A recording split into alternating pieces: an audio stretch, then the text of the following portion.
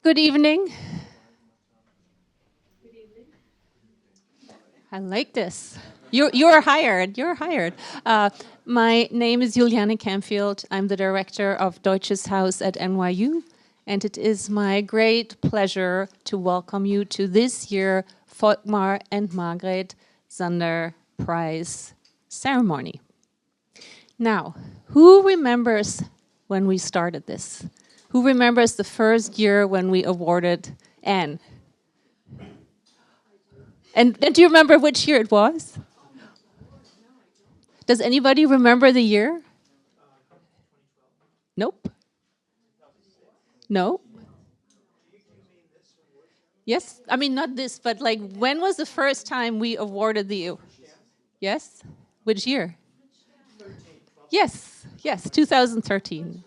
Yeah, so it was 2013, and we awarded the prize to the late Fritz Stern, and it was a wonderful event. In any case, I just wanted to test if you remembered. So, we are delighted to award this year's annual Volkmar and Margret Zander Prize to Steve Sokol this evening. Yay!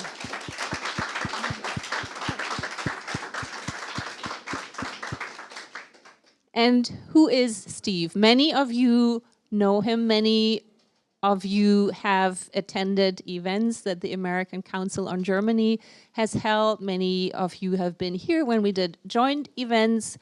And it is long overdue that you receive this special award. And for those of you who are not familiar with Steve's work or not that familiar with Steve's work, I will share his shortened bio information with you now. So here we go. Steve has been the president and CEO of the American Council on Germany since 2015. Previously, he served as president and CEO of the World's Affairs Council of Pittsburgh.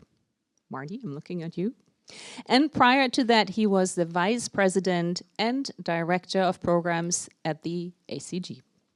Earlier in his career, Steve served as the deputy director of the Aspen Institute Berlin, as the head of the project management department at the Bonn International Center for Conversion, and as program officer in the Berlin office of the German Marshall Fund of the US.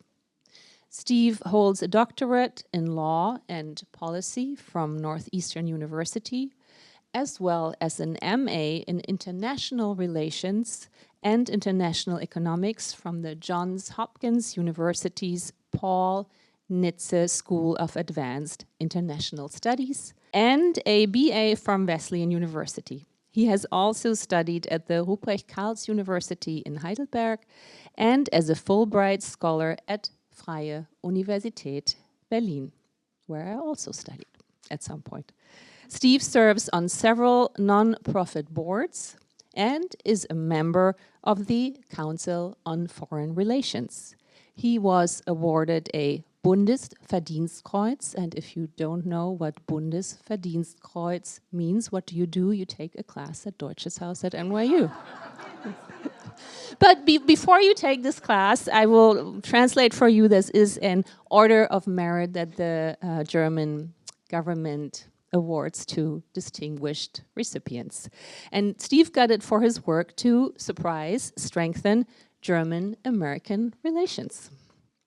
Last but not least, Steve is a dear and long-standing friend of Deutsches Haus at NYU. You don't get a prize for that, but it's part of the bill. It helps. All right, moving on. Now I will talk to you a little bit about the Volkmar and Margret Zander Prize for those of you who are not familiar with what this is and what its history is. As many of you will remember, the Volkmar and Margret Zander Prize was established by whom? By Dr. Margret Zander in memory of her late husband, Dr. Volkmar Zander, former head of NYU's German department and also a long-standing director of Deutsches Haus at NYU, much before my time, but from 1977 until 1997, is that right? 95, okay, for a long time. And we are very grateful to him for founding this place, because otherwise we would not be sitting here tonight. So thank you, Volkmar, wherever you are in the clouds. That was a good thing to do. The prestigious annual prize, which has been awarded, and now it comes a list of the worthy previous recipients: the late Fritz Stern, as you know from the previous little conversation, Gary Smith, Leah Friedrich Pfeiffer, Klaus Leggevi, Carsten Vogt, Henry Jarecki, Susan Niemann, Heinz Ickstadt, Sabine von Mehring, and last year to Christiane Lempke. Quite a list.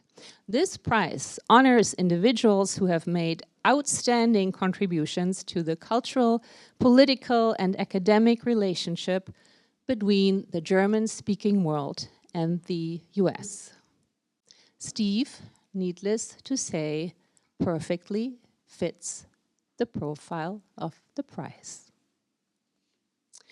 Deutsches Haus at NYU continues to be incredibly grateful to Margret Sander, who just celebrated, by the way, her 100th birthday last week. So happy birthday, Margret. When you see this video, we send you heartfelt, belated birthday notifications for providing us with the opportunity to honor worthy and distinguished individuals, such as Steve, who have been instrumental in the enhancement of the transatlantic dialogue and whose work has been tremendously inspiring for so many people on both sides of the Atlantic.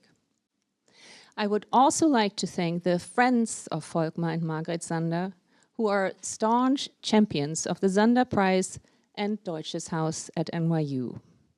I'm therefore especially delighted to now welcome Dan Ranahan and Marty Black, who have kindly agreed to share some remarks on behalf of the friends. Dan and Marty, please come to the stage.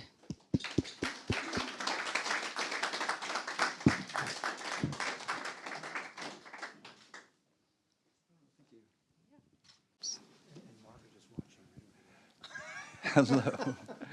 Hi, my name is Dan Ranahan. Marty asked me to make a few welcoming comments to the group assembled, and I thought, gee, what could I possibly say? And I thought, well, I could tell a couple stories about how I was welcomed to Deutsches Haus, this place where we debated lots of lofty subjects like teaching methodology and literary criticism and the Frankfurter Schule and on and on and on. Just a long, long list of topics. But back to 1987, when I was a college senior, I was accepted to the program for graduate studies at NYU German department. And I decided to ask for an interview. So I drove down in my terrible old car and met with Volkmar in his office right upstairs here. And he tested my German. It was clearly a German test. We did really well. He was very funny and very sharp. And I got him to laugh a couple times. He got me to laugh a couple times. And I decided I really like this guy. So in one dramatic move at the end of this, I don't know how long it went, he stubbed out his second cigarette and looked at me and said, "What would it take for you to come to this program?" And I answered him in English, "Money," which he understood what I was saying. And then the conversation returned to German, and he said, "Well, can you teach in German?"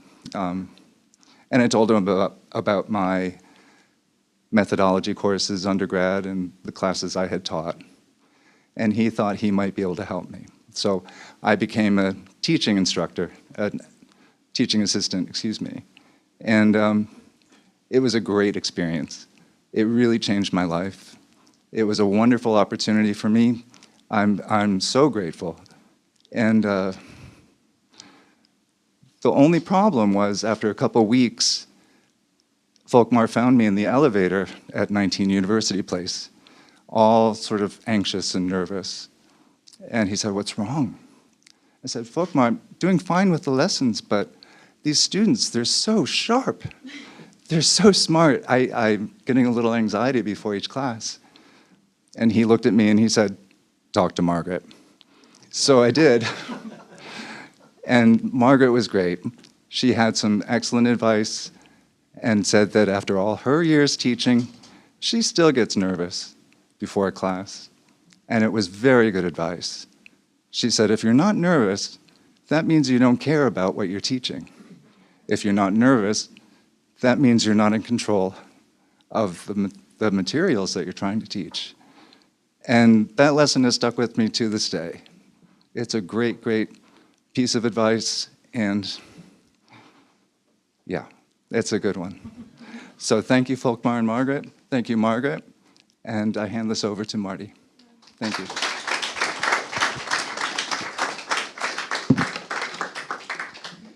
Dan, thank you. I will understand my nervousness in that light.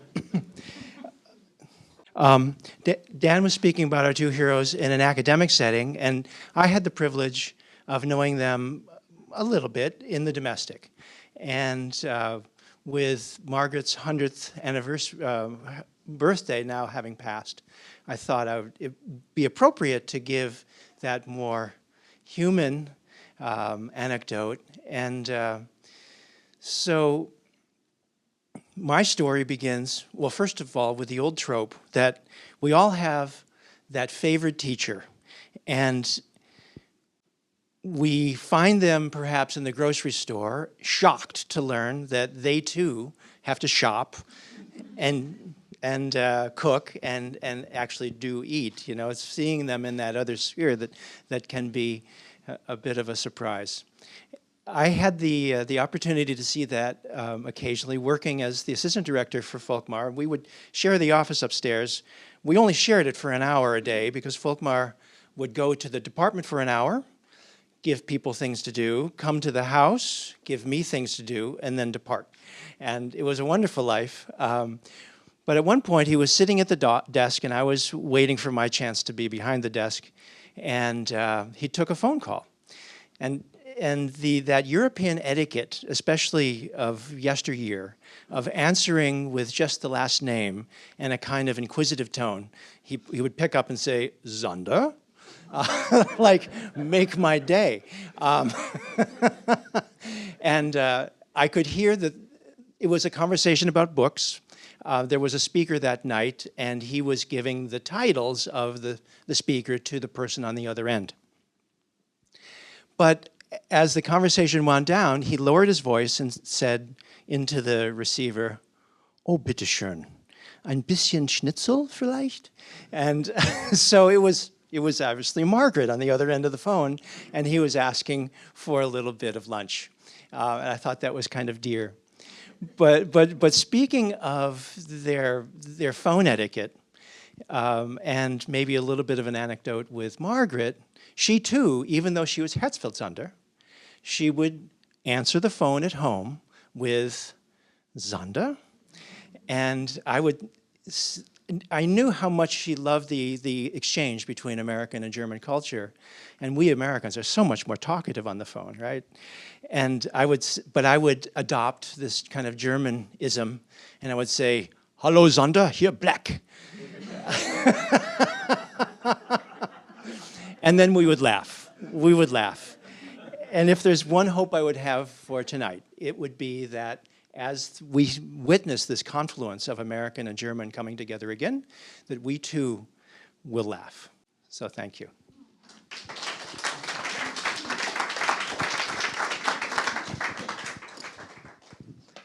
Thank you so much, Dan and Marty, for these heartwarming remarks. I will just say, I wish I could spend only 1 hour per day in my office. I haven't managed that. I wonder what the secret is. Perhaps better delegation, but perhaps the job also has changed. In any case, I would now like to thank my wonderful colleagues who work tirelessly behind the scenes to make this possible. So most of all, Sarah, of course, with whom, yay! Without whom none of these events would ever happen. I will also thank Abigail, our newish administrator, who runs all the administrative processes that drive me nuts. I'm very grateful for her. I want to thank Kadiatu, our program assistant, whom you saw outside probably, who helped prepare this event and will provide the food and wine afterwards. And I want to thank Laia and Isabel, our videographers. We've worked with them for many, many years. They're fabulous. If you ever need a videographer, they are your women. They're great. Also want to thank Stefan for taking photos. We will publicize these photos and videos afterwards. I hope you're okay with it. If you're not, that's too bad. We will still do it. Sorry about that. Okay, I think these are the thanks, the in-house thanks, so to speak. And now I am very delighted to introduce our laudatorin to you, Juliane Schäuble. And before I hand over the mic to her, let me tell you who she is, in case you don't know her yet or haven't seen her in person, but have read her wonderful writing in Der Tagesspiegel. So, Juliane is the US correspondent of Der Tagesspiegel, the leading German daily from Berlin. Before she moved to Washington, D.C. in 2018, she was the head of the political department of the paper, where she was responsible for the front page and political section. She has been with Der Tagesspiegel for more than 20 years. That's quite an accomplishment. Congratulations. And a fabulous paper. Juliane earned her master's in political science at the University in Potsdam, Germany. Her studies included 1 semester at American University in DC. In 2022, she co-authored a book about the conservative women's movement in the US. Perhaps you are familiar with this book, Guns and Rosé, Conservative Women Conquer the USA. Quite a title. Juliane is a member of the White House Foreign Press Group and of Atlantikbrücke, and an alumna of the ACG's Eric M. Warburg chapter speaking tour. Juliane, welcome to Deutsches Haus at NYU. The floor is yours.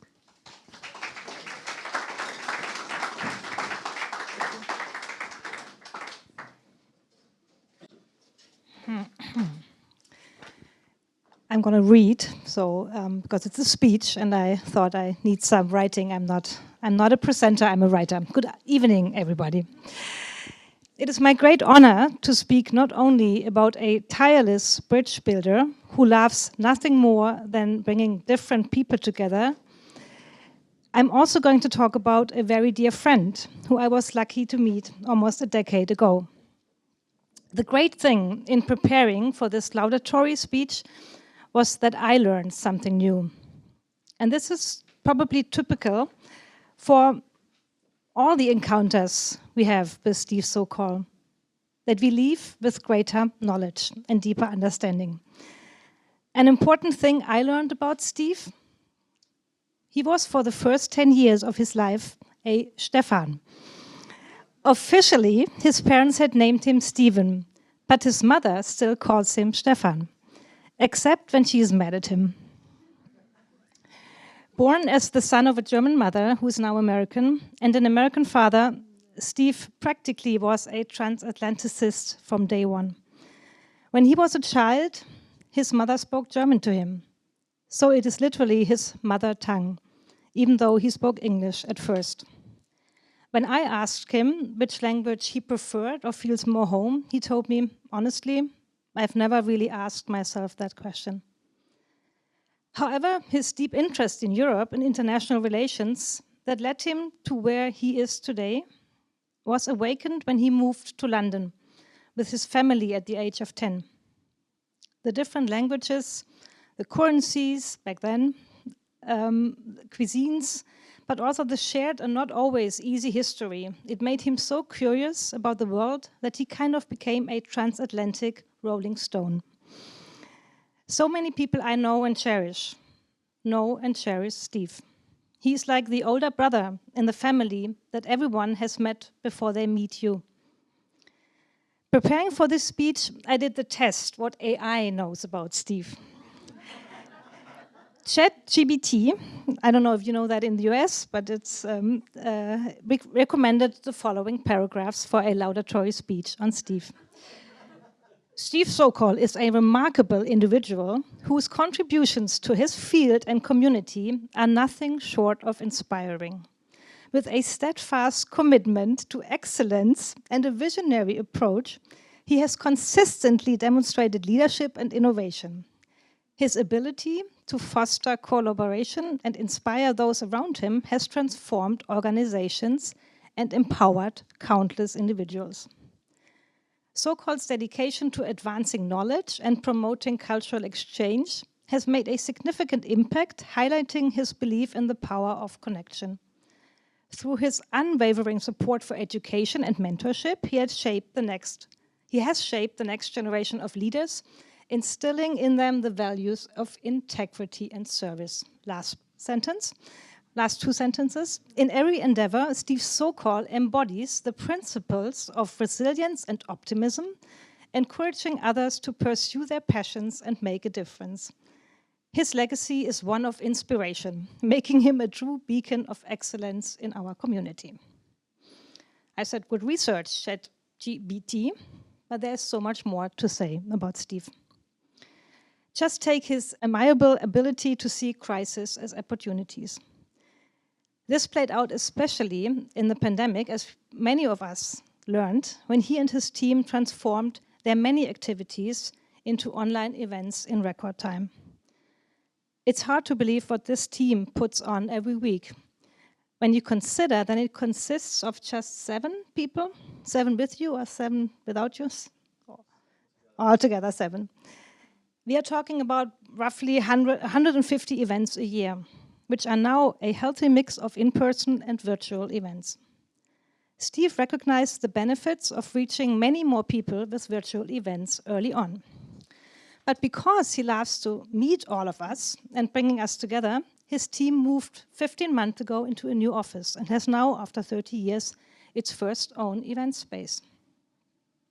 What AI also didn't tell me, Steve won prizes at his college in Connecticut, where his love for German literature was so great that he directed theater plays in German.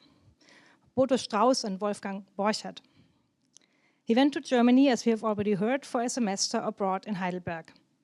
But above all, to the Free University, Freie Universität of Berlin, in 1988 as a Fulbright student with DAAD. As fate would have it, Steve was there when the wall came down. He became a contemporary witness, saw history unfolding in real time. What could be more formative for someone like Steve? His answer to this? He wanted to learn even more, to gain yet another degree, and find out more about the world and what holds societies together. His path then led him to SAIS in Washington, the School of Advanced International Studies, where he completed his master's degree in European Studies and International Relations, and worked as a research assistant for Steve Szabo, who wrote a book on the 2+4 negotiations. He then gained his first professional experiences at the International City County Managers Association, an American umbrella organization of local government organizations. They saw an opportunity to expand its program to Eastern and Central Europe in the post-reunification period, which Steve thought would be an interesting chance to travel.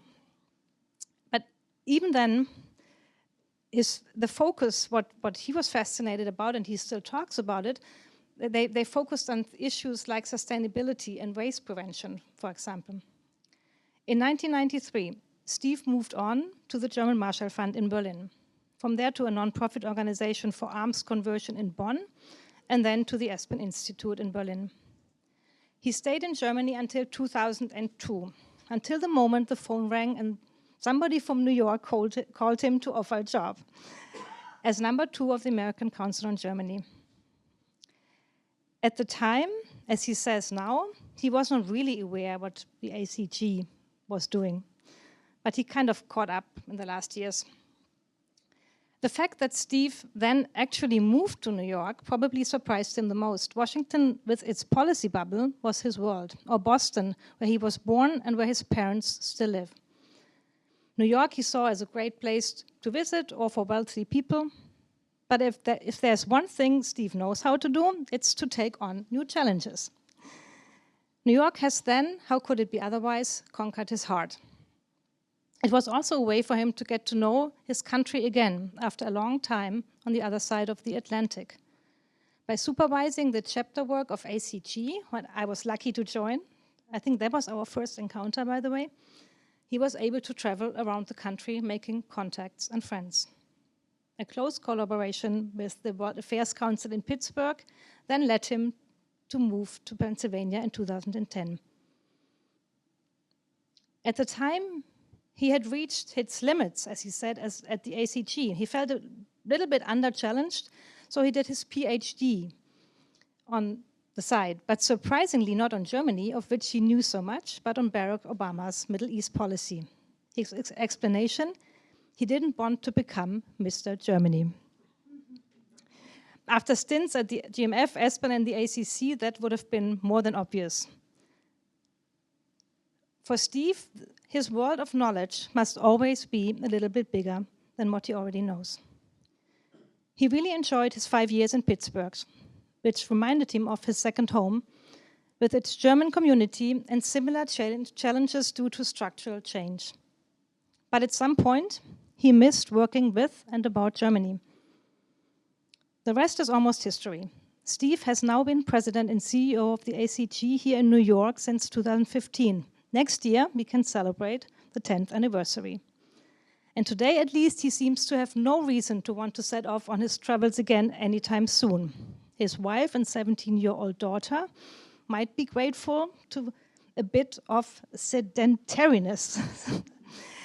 2 years ago, Steve was awarded the Order of Merit, the Bundesverdienstkreuz, for his services to transatlantic relations. It's the highest recognition awarded by the Federal Republic of Germany for services to the common good.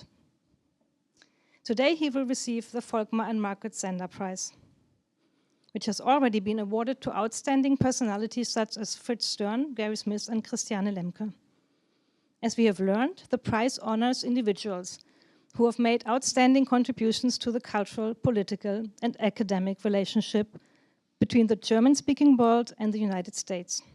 This sounds a lot like the description of Steve Sokol's life and career. If you want it or not, you are Mr. Germany. Before I come to my end, I wanted to share what ChatGPT found on Stefan Sokol. Curious? The answer is unfortunately a bit frugal. Stefan Sokol is not widely known in public discourse.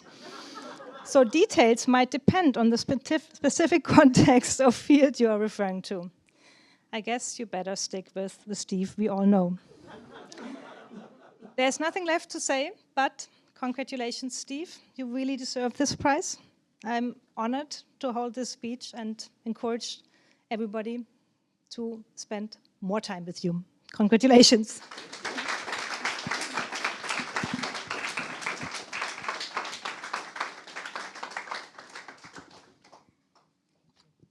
Thank you, Juliane, for the fabulous laudation.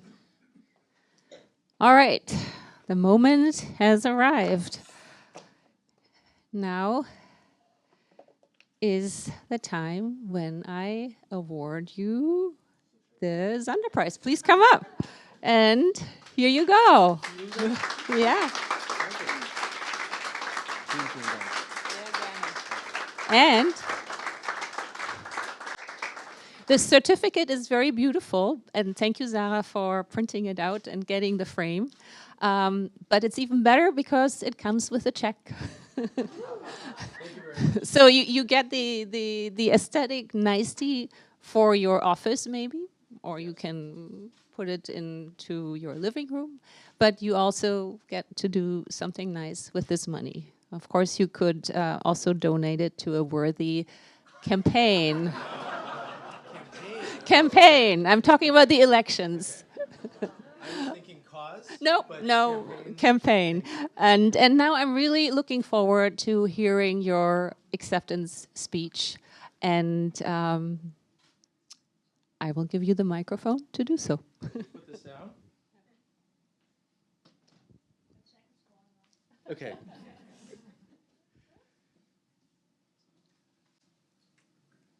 So, guten Abend, everybody. And if there's a camera at the back, ein herzlichen Glückwunsch, Frau Sander, zum 100. Es ist wirklich eine große Freude, hier zu sein. It is really wonderful to be back at Deutsches Haus, and so thank you for this invitation. And as I said upstairs, we simply have to do more together, right? We've had a little bit of a hiatus, but it's time to do more things together.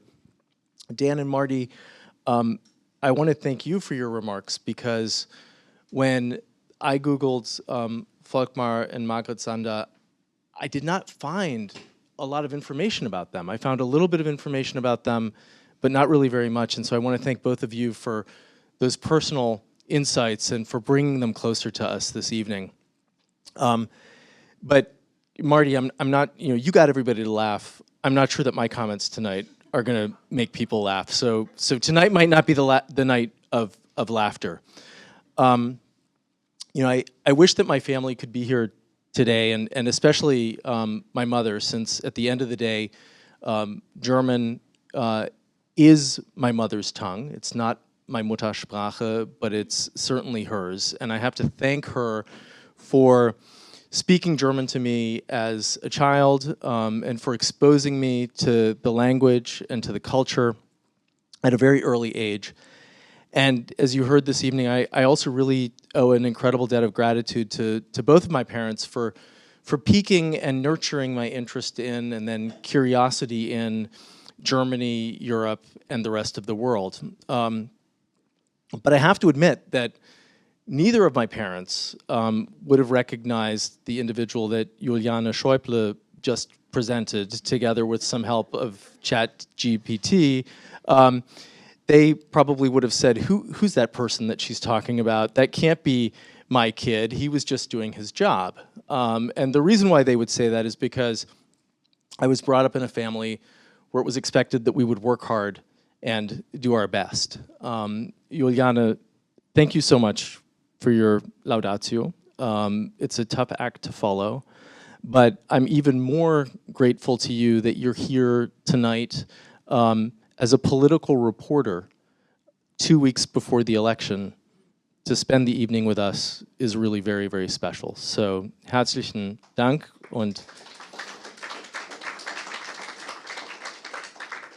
And to the other Juliane, the Hausherrin, and Sarah, die Hausfrau, is that what, okay, I'm not sure what the right term is, as you can tell. So the Hausfrau, I mean, that could be, you could take that the wrong way, right?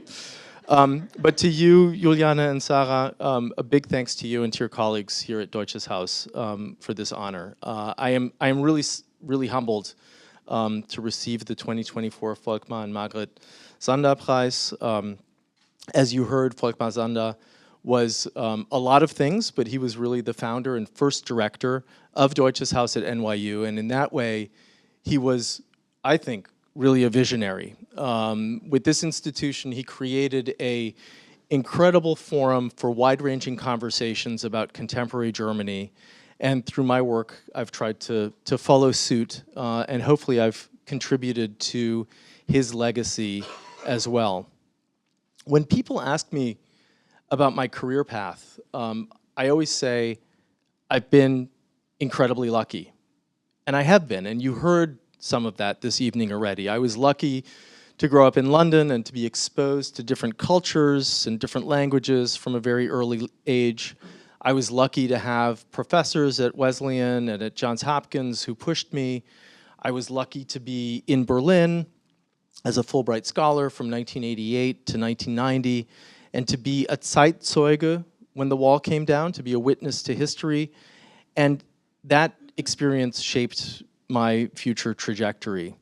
I've also been incredibly lucky to have wonderful positions by wonderful organizations over the last 25 years, probably even more, but I don't want to count them. I've learned a lot. In that time, I've had great teachers, great mentors, great partners, great colleagues, and a number of my colleagues are here today. Thank you for being here tonight. But at the end of the day, I've met a lot of really interesting people. And that has been a huge influence on me. I've had opportunities that I don't regret, and hopefully some of the work that I've done has really brought Germany and the United States together. But my experiences give meaning to that old saying, the harder you work, the luckier you get. And this has been true for me because I've also been lucky to be at the right place at the right time. And last week was a case in point. I was in Berlin for some events that we were organizing in Berlin. And with a glint in their eye, people asked me if I was part of President Biden's advance team when it was reported that he was coming to Berlin to receive Germany's truly highest honor after postponing his trip the week before due to Hurricane Milton. And one of my colleagues even texted me and said, you should go. And my response was, first, go to what? But then, yeah, right, like, I'll get an invitation to something where the president is going to show up. So imagine my surprise when on Tuesday last week I was invited to the award ceremony when German federal president Frank-Walter Steinmeier presented President Biden with the special level of the Grand Cross of the Order of Merit of the Federal Republic of Germany. I couldn't believe my luck, and it was sort of a no-brainer to change my ticket and fly back on Saturday instead of on Sunday so that I could be at the ceremony. And it was really something listening to the two presidents at Schloss Bellevue. It was clear that the partnership between Germany and the United States is truly indispensable. In their remarks, which were both poignant and personal, they both drew on history, but they talked about the present. President Steinmeier said that what binds us is deeper than the news of the day, and he called President Biden a beacon of democracy. In his remarks, President Biden talked about Germany's achievements over the last 75 years and about the importance of the transatlantic partnership in addressing today's challenges.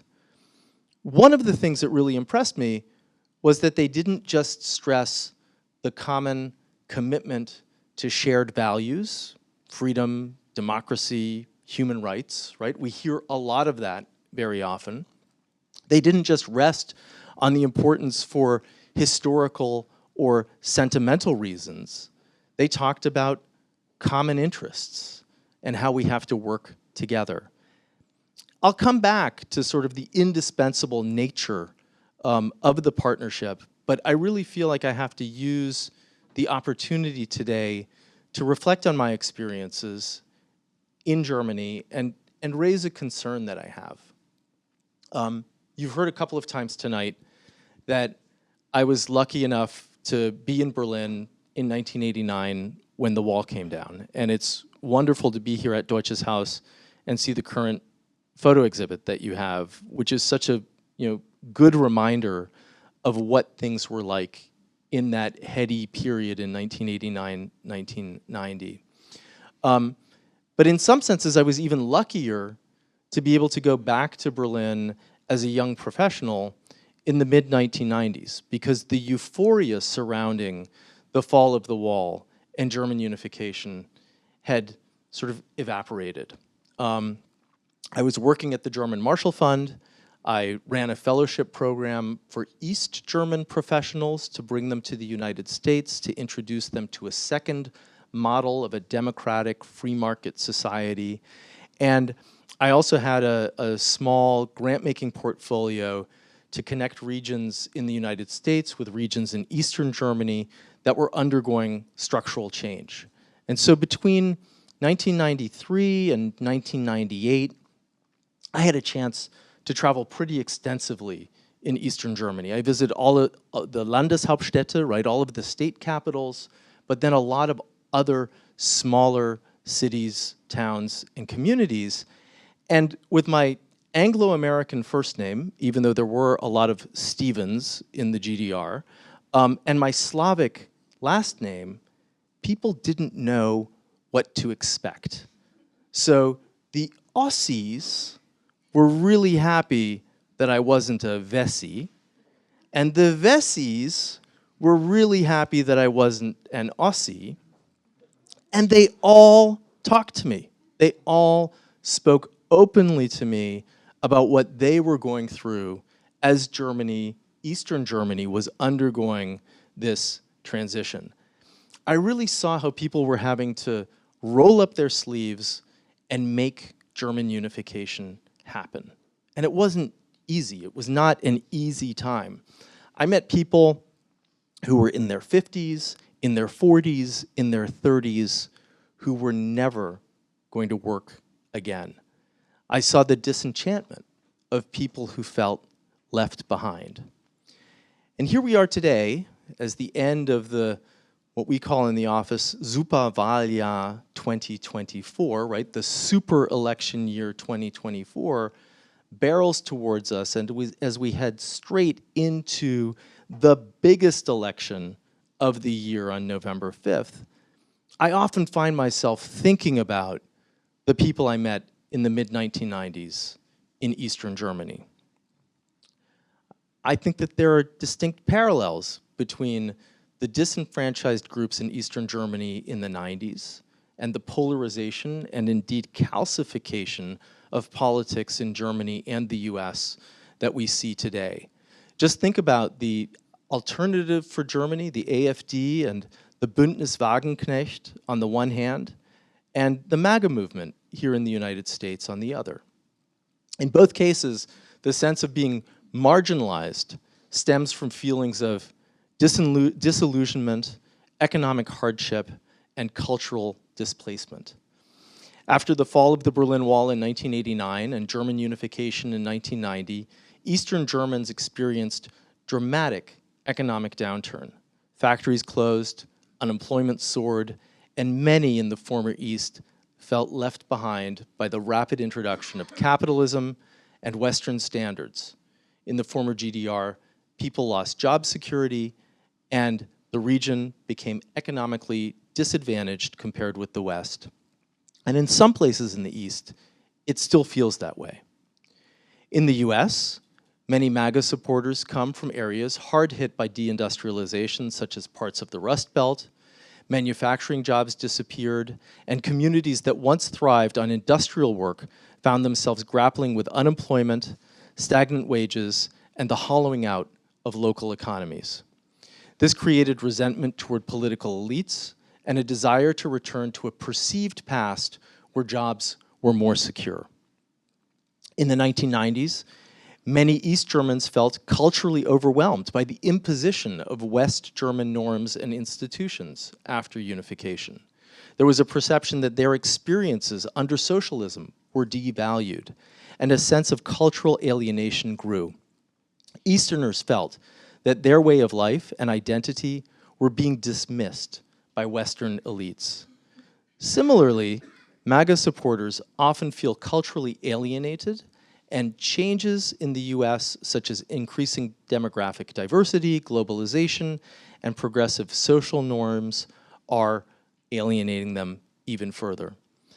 They feel disconnected from the political and cultural establishment that they perceive as not representing their values or their concerns.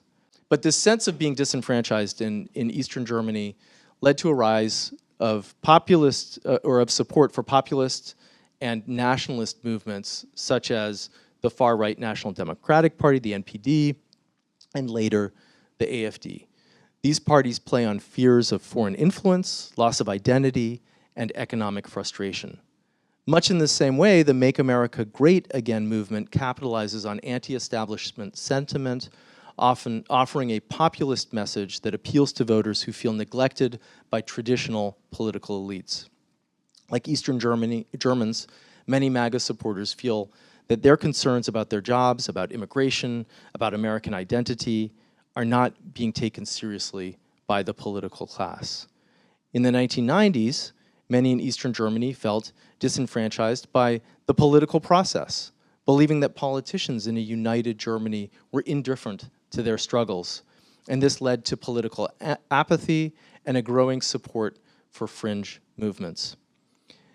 A parallel can be drawn to the modern MAGA supporters who often express deep skepticism towards the political establishment.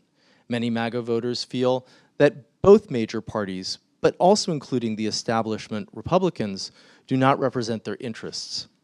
This leads to a desire for outsider candidates who promise to, quote, drain the swamp. Of course, the specific historical contexts between the two are very different. Eastern Germans were dealing with the rapid transition from socialism to capitalism and the unification of two very different political systems, while MAGA voters are responding to longer-term trends in American society, such as globalization, demographic changes, and political polarization. However, in both cases, the people who are feeling disenchanted and disenfranchised did not believe that their concerns were being taken seriously by political decision makers. It's hard to gauge whether their concerns are real or whether they were, quote, just perceived. But either way, these people do not feel that anyone is taking them or the fears that they have seriously. With the recent elections in 3 Eastern German states and a tight race here in the US, we should not be surprised by the fragmentation, the polarization, or the calcification of the political landscape in either country. I would say that we collectively made a huge, huge mistake by not drawing on the lessons from the experiences in Eastern Germany in the early and mid-1990s.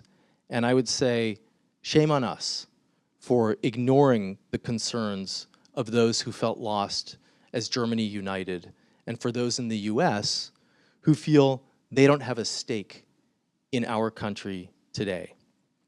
In the digital age and the era and an era of heightened disinformation and misinformation, the challenge of addressing the concerns of a segment of the population that feels excluded is even greater than it was in Germany in the 1990s. Let's not forget, this year marks the 35th anniversary of the fall of the wall. Next year marks the 35th anniversary of German unification. And as we pass these milestones, there's a plethora of books trying to help us understand the East German psyche and understand what's going on there today. I bought 2 of them last week in Berlin. I bought Stefan Mau's Der Osten, eine westdeutsche Erfindung, right? The East, a West German invention. And Dirk Oschmann's Ungleich vereint, warum der Osten anders bleibt, Unequally United, Why the East Remains Different. I can't reflect on those books this evening because I haven't read them yet, but they're at the top of my list to read because I'm trying to understand where the East is today. One of the many common challenges that Germany and the United States face is how economic insecurity, cultural displacement, and political disenchantment have fueled populist movements.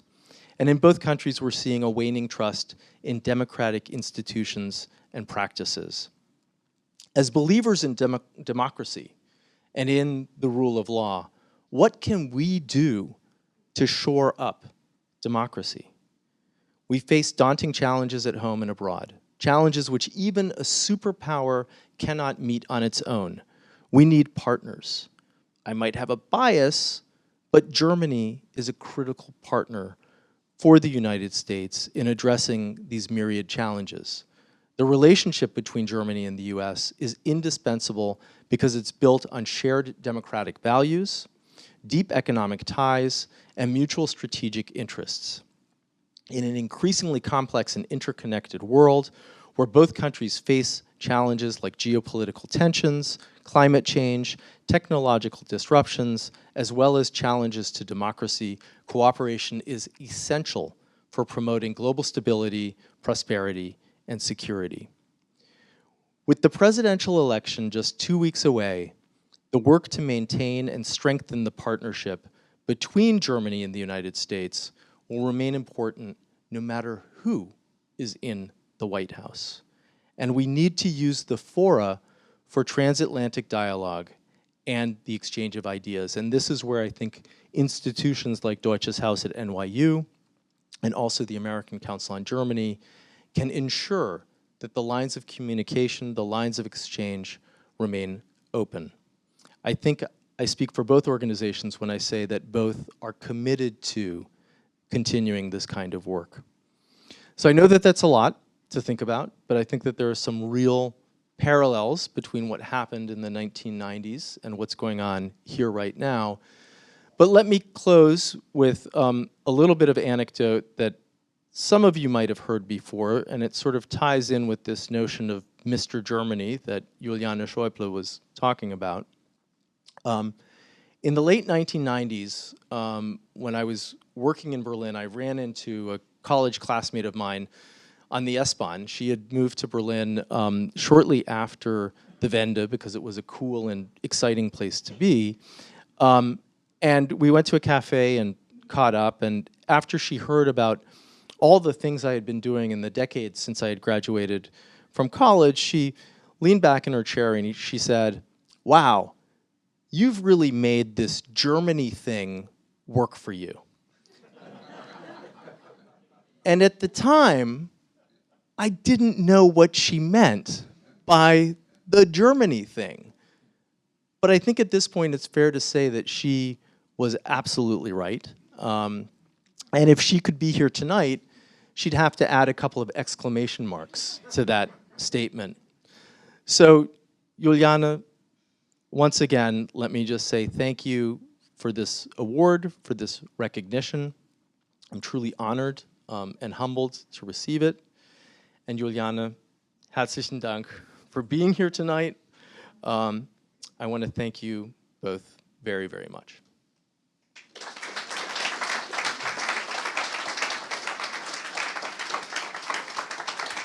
Thank you.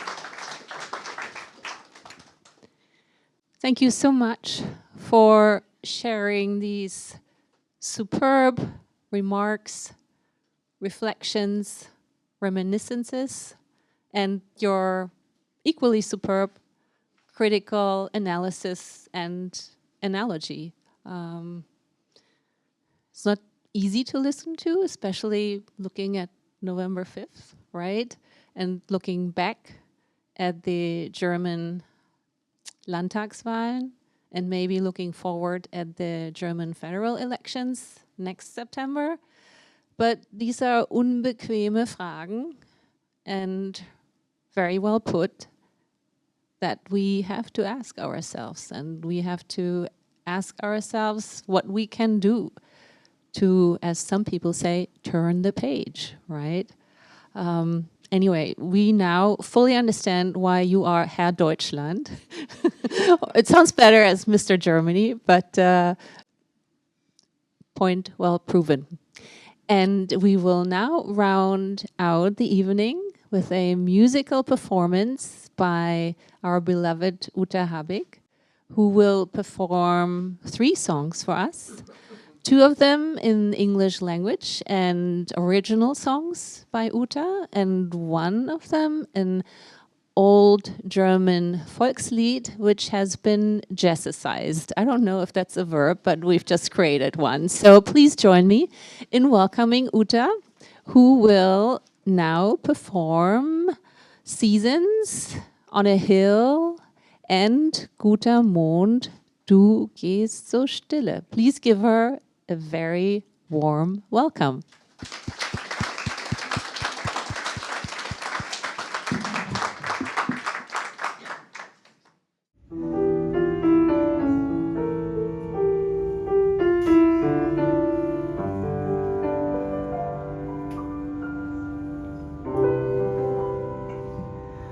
Why does love change from fall to winter?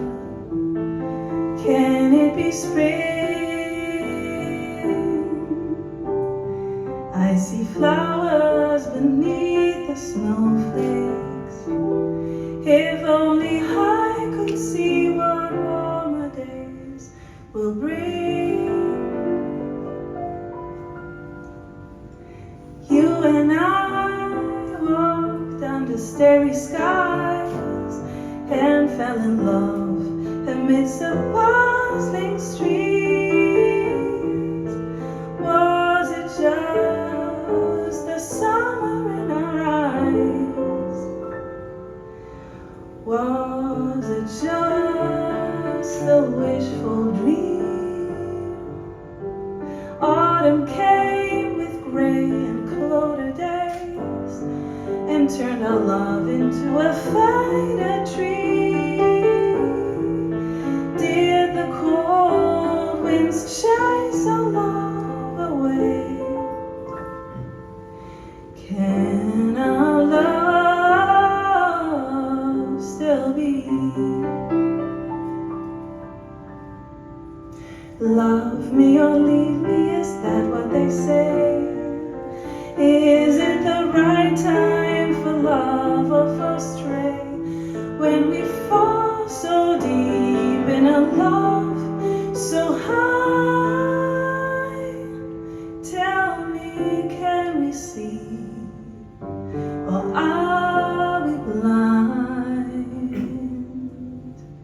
Now I see the way it's meant to be, just like a flower blooms in early May. Won't you stay through colder winter days? Wait for spring with me.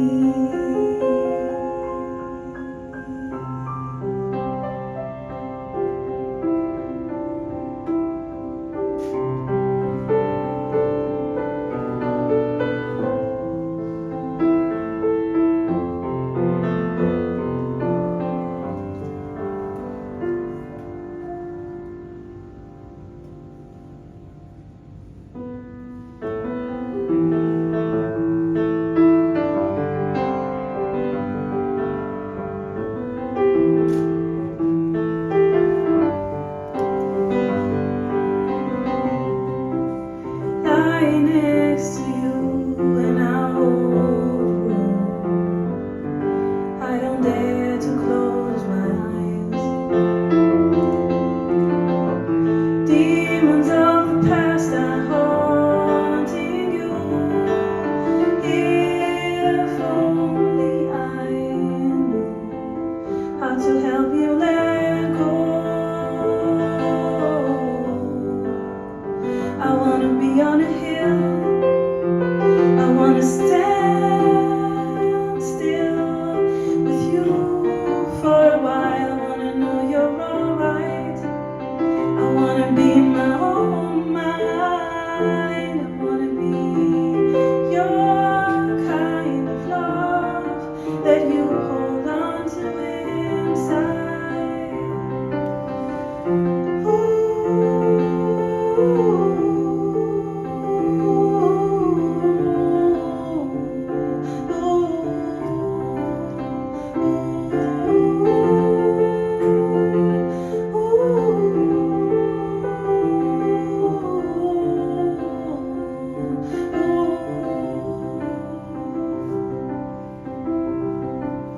Deep within the restless night, dreams can find their way to you. When the shadows steal all the light, how can I get through to you? I wanna be on a hill, I wanna stand still with you for a while. I wanna know you're alright. I wanna be in my own mind. I wanna be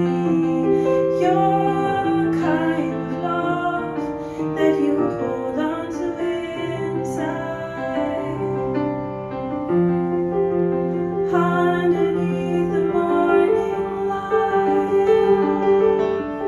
I see your eyes are filled with dawn. Follow me on mountains high. Let go of the night, of the night. I wanna be on a hill. I wanna stand still with you for a while. I wanna know you're alright. I wanna be my own mind. I wanna be your kind of love that you hold on to inside.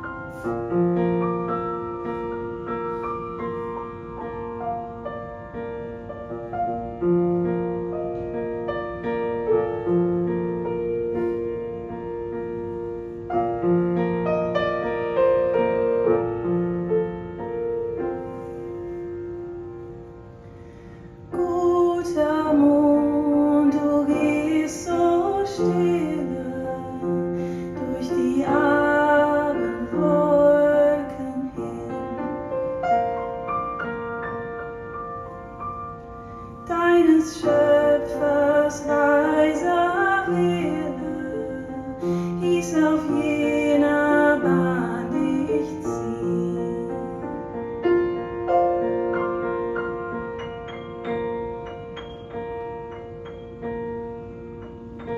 Leuchte freundlich jedem Müden in das stille Kämmerlein und dein Schimmer gieße Frieden ins bedrängte Herz hinein.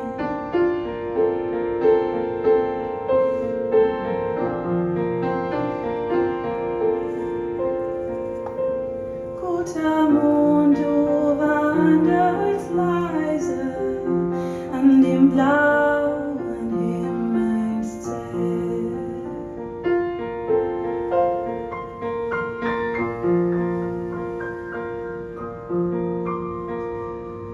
Blicke traulich zu uns nieder durch die Nacht aufs Erdenrund, wo dich Gott zu seinem Preise hat als Leuchte hingestellt, als ein treuer Menschenhüter tust du Gottes Liebe kund.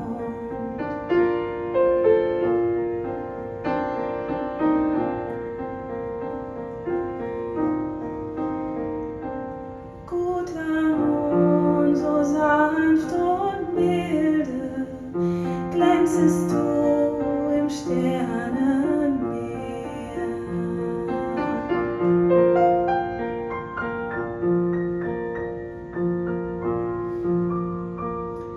Fallest in dem Lichtgefilde her und feierlich einher. Menschentröster, Gottes Bote, der auf Friedenswolken wohnt, zu der schönsten Morgenröte führst du uns, o guter Mond, führst du uns, o guter Mond.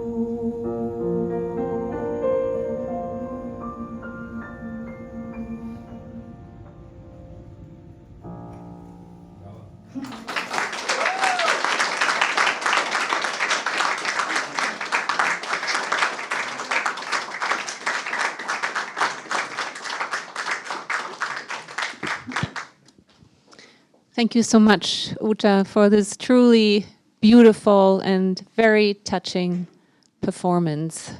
And if you like this, you should watch out for Uta's next album, which will come out in the spring. So make a note.